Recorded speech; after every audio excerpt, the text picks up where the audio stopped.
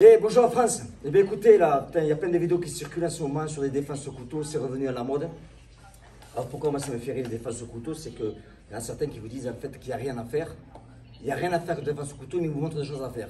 Je me dis bon, c'est comme je te dis, tu peux pas sortir du feu, mais je te montrer comment faire. Bon, il y a des choses qui vont pas. Alors bon, avec le Covid, vous savez très bien que bon, moi je me balade tout le temps avec des bombes pour tuer les germes. C'est très important d'avoir une bombe pour tuer les germes, parce qu'il faut tuer les germes. Donc là, j'ai un gars en face de moi qui est là, qui vient me voir avec un couteau. Alors, il va s'approcher, et vous regardez bien, c'est important, il faut que je lui demande bien qu'il s'approche quelque chose.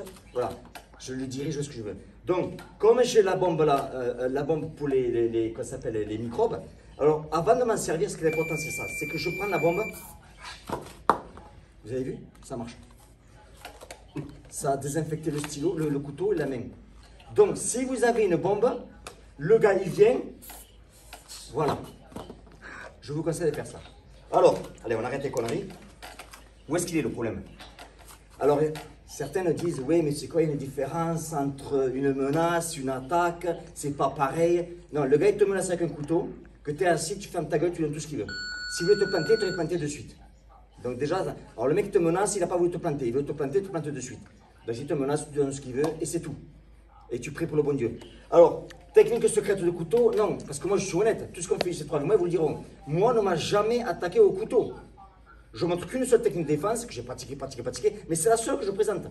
Mais on ne m'a jamais attaqué. Alors, tous ces mecs-là, ils créent des techniques et ils ne se sont jamais fait attaquer au couteau. Ou sinon, je peux faire comme certains. Ben moi, je me suis battu contre un gang, ils étaient 28.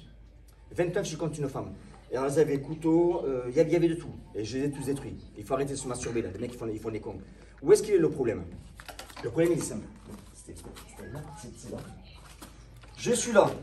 Bon, déjà, important, c'est que le gars qui va faire le mouvement de couteau, le couteau déjà, est-ce qu'il y a la lame d'un côté? Est-ce qu'il y a la lame des deux? Parce que la pire des choses que vous pouvez faire, c'est aller à l'encontre d'une lame ou c'est de couper des deux côtés. Si je suis là, moi, toi tu veux mourir. C'est terminé. Dès que je vais voir bouger, deux les gains. Je vais dire 1, 2 les gains. 1. Tu crois que le couteau va être comme ça? Le gars il est là, il va t'embrouiller, la lame est là, t'as le problème. C'est là que toi tu vois pète.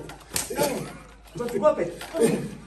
C'est terminé, t'es baisé, il faut arrêter. Alors il y en a, ils vont te dire, oui mais dans la rue, il faut être toujours alerte. 360 degrés. À part le hibou qui tourne à 360 degrés, si tu n'arrives pas derrière, t'es baisé. Mais eux non, ils te disent de toujours être alerte, 360 degrés. Ça ne marche pas, c'est pas la route.